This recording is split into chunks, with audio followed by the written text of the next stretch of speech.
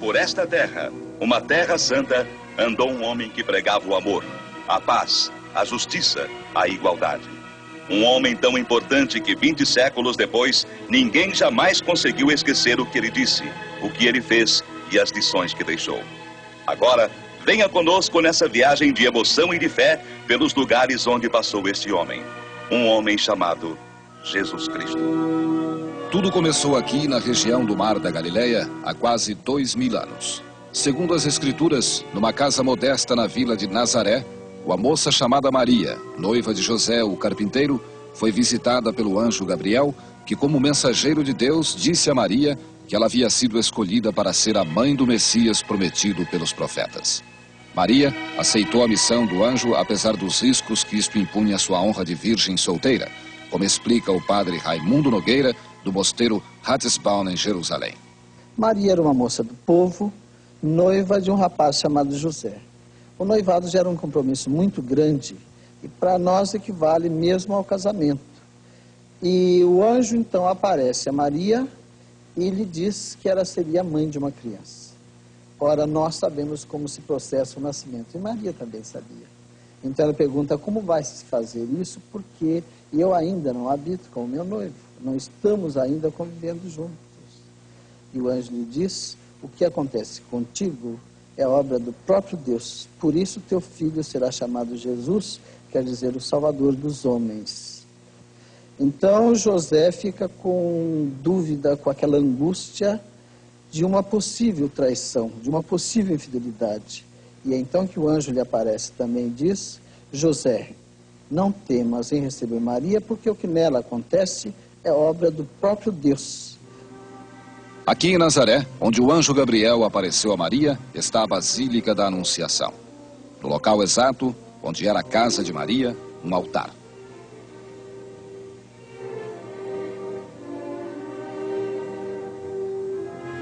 Naquela época, o imperador César Augustus tinha decretado o recenseamento de toda a população do Império Romano. Cada pessoa tinha de se registrar na cidade de sua família. José era de Belém e, cumprindo as profecias sobre o nascimento de Jesus, era um humilde descendente do rei Davi. Quando o casal partiu da viagem, Maria estava nos últimos meses de gravidez. Quando chegaram a Belém, José e Maria não encontraram nenhum lugar para se hospedar e tiveram de passar a noite em um estábulo, que ficava exatamente aqui onde eu estou neste momento. Era dezembro e estava frio. Este era o lugar mais quente do estábulo. Foi aqui que Maria deu à luz ao menino, que se chamou Jesus. Depois do primeiro banho, num berço de capim e mantas, o menino Jesus foi posto aqui. Sobre este lugar santo, foi erguida a Basílica da Natividade, visitada todos os anos por milhares de peregrinos do mundo inteiro.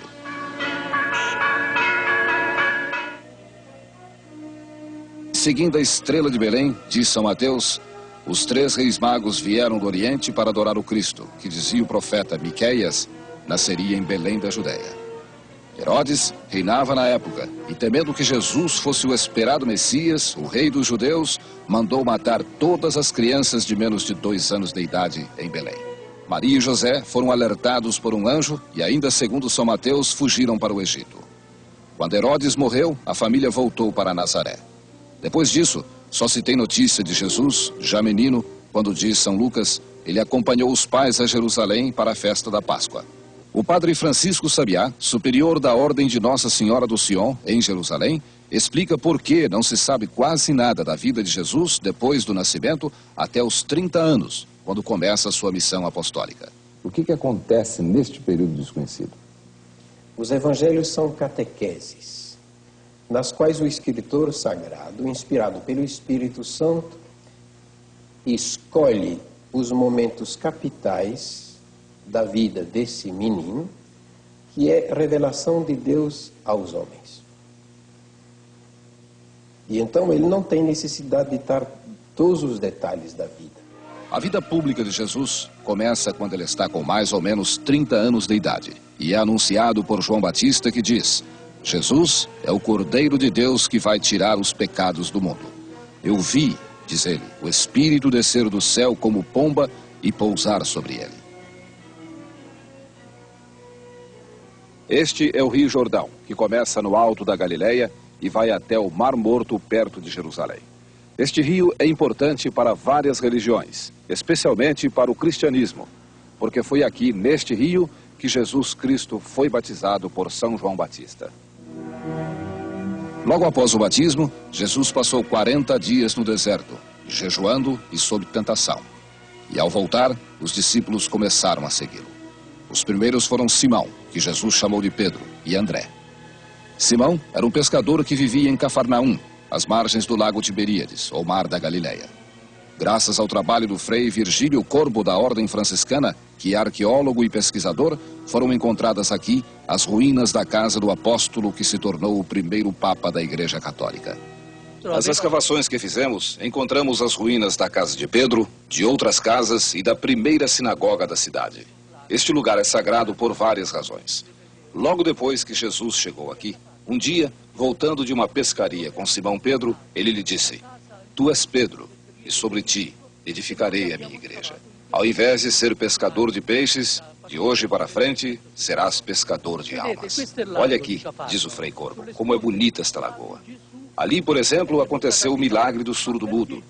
Mas ali, o milagre do endemoniado. Foi aqui que Jesus andou sobre as águas. Um pouco mais à frente, com a mesma força divina com que tinha feito o primeiro milagre da transformação da água em vinho, ele matou a fome de 5.000 pessoas, multiplicando os poucos pães e peixes. Depois do milagre da multiplicação dos pães e dos peixes, milhares de pessoas seguiam Jesus Cristo. Ele veio aqui para este monte e elegeu os seus 12 apóstolos. E como as pessoas que o seguiam aguardavam a sua palavra, ele fez daqui, deste local, o Sermão da Montanha. E Jesus continuou sua vida apostólica pregando sua doutrina em toda a região da Galileia. Nazaré, Cafarnaum, Betânia, Canaã. E todos os que o tocavam ficavam curados. Até mesmo os mortos ele ressuscitou, como Lázaro, segundo São João. Lázaro era de Betânia, aldeia de Maria e Marta, sua irmã. E lá, chegando, pediu que retirassem a pedra do túmulo e ordenou: "Lázaro, vem para fora." E todos viram um homem morto há 4 dias, vivo novamente.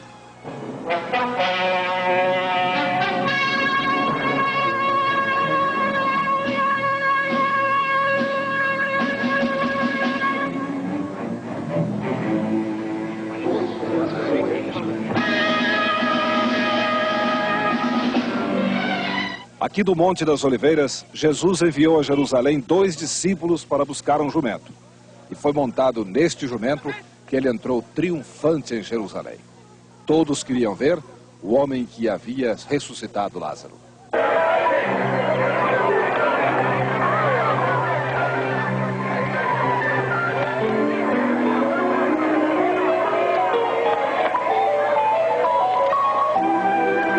Há quase 2.000 anos, exatamente neste local, nesta gruta, Jesus Cristo reuniu os seus discípulos para lhes ensinar o Pai Nosso. E hoje, aqui neste templo construído sobre a gruta, o Padre Nosso está inscrito nas paredes em quase todos os idiomas, inclusive o português. Pai Nosso que estais no céu, santificado seja o vosso nome. E vendo que estava perto o fim, Jesus reuniu os seus apóstolos aqui neste local, para com eles comemorar a Páscoa. E tomando um pão, tendo dado graças, o partiu e lhes deu, dizendo: "Isto é o meu corpo oferecido por vós. Fazei isto em memória de mim." E depois, tomando o cálice, disse: "Este é o cálice da nova aliança no meu sangue derramado em favor de vós." E acrescentou: "Todavia, a mão do traidor está comigo à mesa." Depois da ceia, Jesus seguiu com seus apóstolos para o Getsemane, hoje a Basílica da Agonia. E sabendo que seria traído e sofreria nas mãos dos homens, aqui, sobre esta pedra, Jesus chorou. Este é o Jardim das Oliveiras, na Basílica da Agonia, um dos lugares mais sagrados e mais autênticos de Jerusalém. Aqui, neste lugar, Jesus passeava com seus discípulos depois de fazer suas pregações no templo em Jerusalém. Estas árvores com mais de 2.000 anos testemunharam o momento em que Judas traiu Jesus aqui neste local com um beijo no rosto. E assim, segundo os apóstolos, Jesus nasceu e morreu para nos salvar. Todos os anos no Natal, nos lembramos do que aconteceu naquele dia em Belém. E acreditamos no que dizem os apóstolos como historiadores da vida de Cristo, porque só um homem, numa época remota, que viveu apenas 33 anos, sem a extraordinária máquina da divulgação, sem TV, sem rádio e sem jornal, sem faixas e sem cartazes, sem nunca ter ido a mais de 150 quilômetros do lugar onde nasceu, ainda hoje, 1982 anos depois de seu nascimento, tem 2 bilhões de seguidores em todo o mundo. Só um homem poderia fazer isto: Jesus, o Filho de Deus.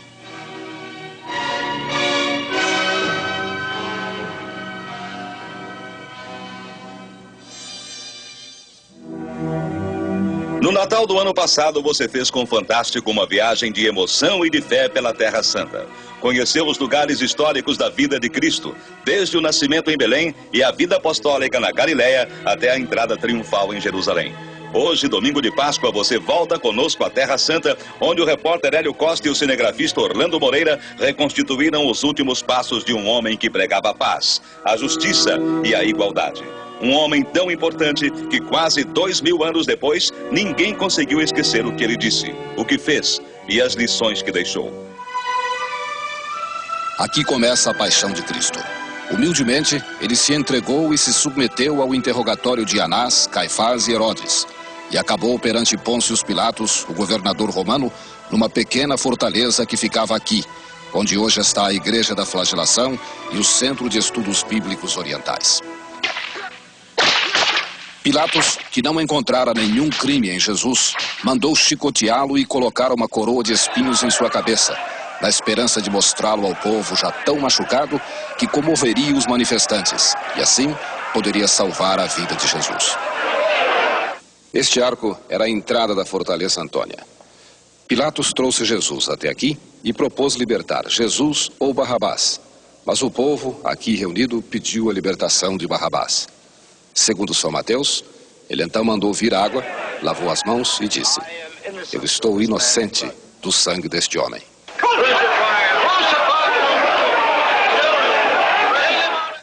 Como Jesus pegou a cruz na Fortaleza Antônia e caminhou até o Calvário, esta é a localização mais próxima da verdadeira Via Sacra.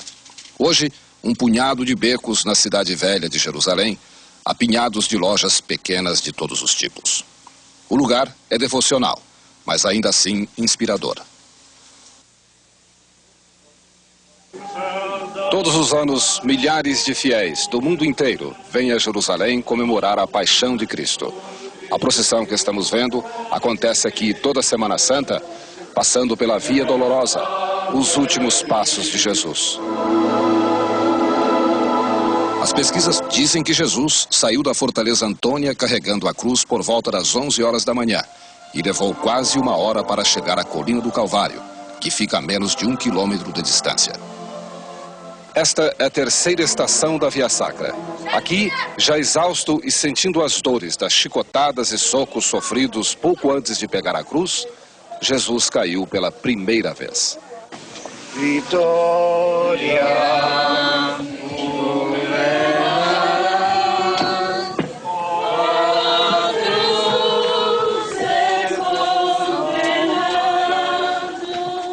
Depois da primeira queda, Jesus caminhou cerca de 15 metros, ainda carregando a cruz, e chegou até aqui, a 4ª estação, onde estava sua mãe, entre o povo, aguardando para ver o filho.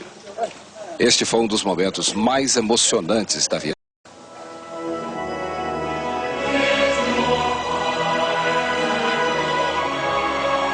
Os evangelistas falam um pouco da caminhada de Jesus até o Calvário. As tradições das quedas de Jesus, de Verônica enxugando o suor de seu rosto, estão nos chamados livros apócrifos, ou seja, que não entraram na Bíblia. Aqui, na 5ª estação da Via Sacra, onde começa a rampa do Gólgota, os romanos, temendo que Jesus não conseguisse chegar vivo até o Calvário, forçaram um homem chamado Simão Cirineu a carregar a cruz para ele. Forçaram é a palavra exata. A tradição diz que Simão Cirineu teve pena de Jesus e quis ajudá-lo. Mas São Marcos diz no Evangelho: e obrigaram a Simão Cirineu, que passava, vindo do campo, pai de Alexandre e Rufo, a carregar-lhe a cruz.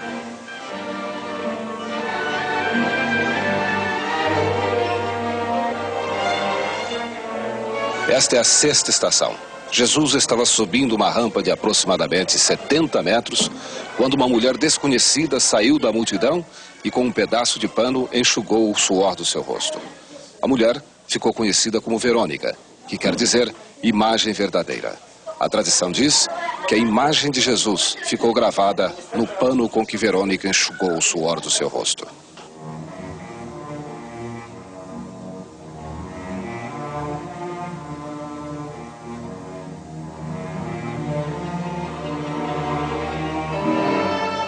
Esta é a sétima estação da Via Sacra. Foi aqui que Jesus caiu pela segunda vez rumo ao Calvário. Era metade do caminho e a cruz se tornava cada vez mais pesada. Certamente, Jesus pisou nestas pedras. Elas foram escavadas por um grupo de arqueólogos e colocadas aqui, na atual Via Sacra, na velha Jerusalém.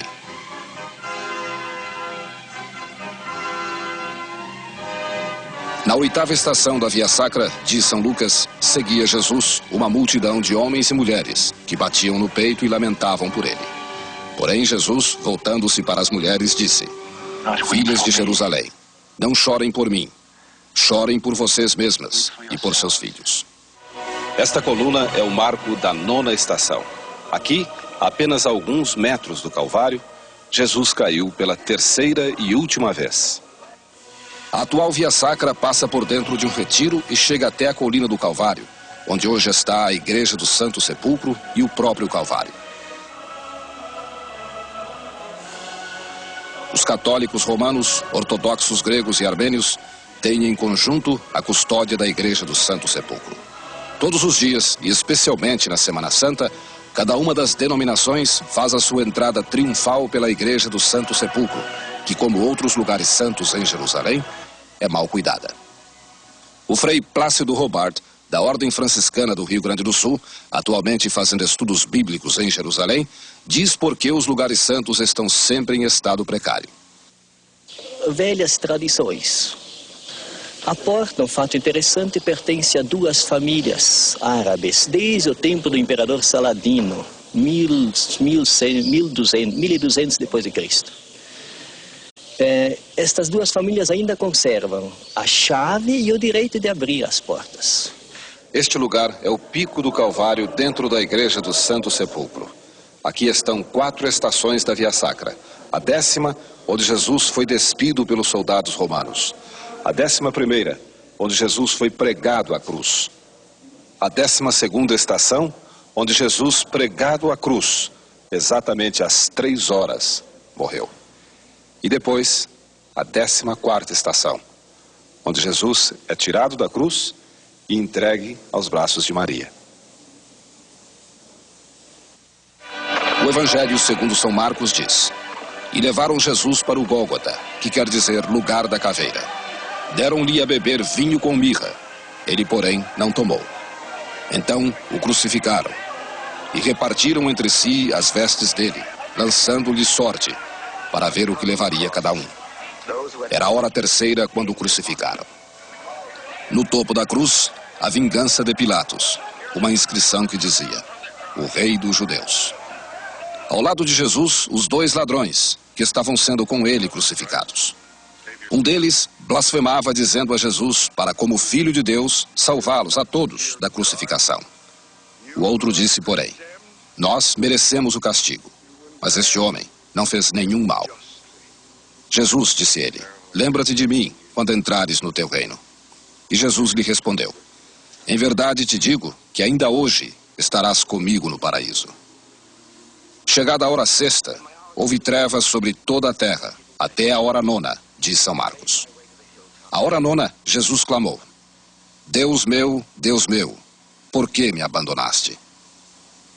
E São Lucas narra o momento da morte de Jesus, lembrando que a última palavra de Jesus aos seus algozes foi: Pai, perdoa-lhes, porque não sabem o que fazem.